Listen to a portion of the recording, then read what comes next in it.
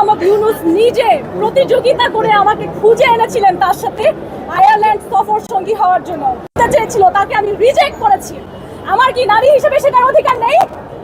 কেন আমাকে দিনের পর দিন হয়রানি করা হচ্ছে? আমার প্রশ্ন জাতির কাছে।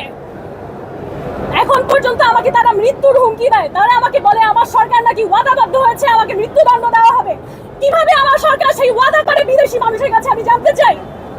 এখন পর্যন্ত ইনভেস্টিগেশন রিপোর্ট আসেনি আদালতে। কেমন করে আদালতের শাসন কার্য শুরু হওয়ার আগেই তারা আমাকে রায় জানাচ্ছে বিদেশ বসে? আমার জাতির কাছে সেই প্রশ্ন রইল। বাংলাদেশের ভাবমূর্তি চক্রান্ত করে স্বৈরাচারের সময়ে কিছু মানুষ এখনো বিচার ব্যবস্থায় ঢুকে নষ্ট করছে। আজ থেকে নতুন না, সেই 2014 সালে প্রফেসর মোহাম্মদ ইউনূস নিজে প্রতিযোগিতা করে আমাকে খুঁজে এনেছিলেন তার সাথে আয়ারল্যান্ড সফর সঙ্গী হওয়ার জন্য। সেই সময় প্রফেসর মোহাম্মদ ইউনূসের নিজের ভাইয়ের ছেলে আমাকে রেফার করেছিলেন। আমার যদি কোয়ালিটি না থাকতো, আমার যদি জ্ঞান না থাকতো, তাহলে 2014 সালে এই সুযোগ আমি নিশ্চয়ই পেতাম না।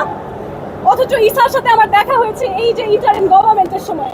তাহলে তার কাছে পরিচিত হয়ে আমার আন্তর্জাতিক পরিচিতি খ্যাতি পাওয়ার কিছু নেই, বরঞ্চ তিনি তার জায়গায় বারবার করে একজন মিস বাংলাদেশ এসেছেন, একজন মিস পার্ট বাংলাদেশ এসেছেন বলে নিজেকে জাহির করেছেন তার আন্তর্জাতিক মহলে। এবং আমি ধিক্কার জানাই সেই বিচার ব্যবস্থায় যেখানে মিথ্যা বলা হয় আদালতে যাবে। যদি সত্যের ক্ষমতা থাকে, আপনারা অনেকবার বলেছেন যে আমি আল কুরআন কেন নিয়ে এসেছি। এই আল কুরআন সৌদি এম্বাসি আমাকে দিয়েছে। সৌদি এম্বাসি কখন একটা মানুষকে দাওয়াত দেয়, কখন তার হাতে আল কুরআন তুলে দেয়? যখন তাকে সেই মর্যাদার যোগ্য মনে করে। সেই মর্যাদাকে আমি সম্মান জানাই। I have my respect for Saudi Arabia because you cannot blame one country for one person's deed.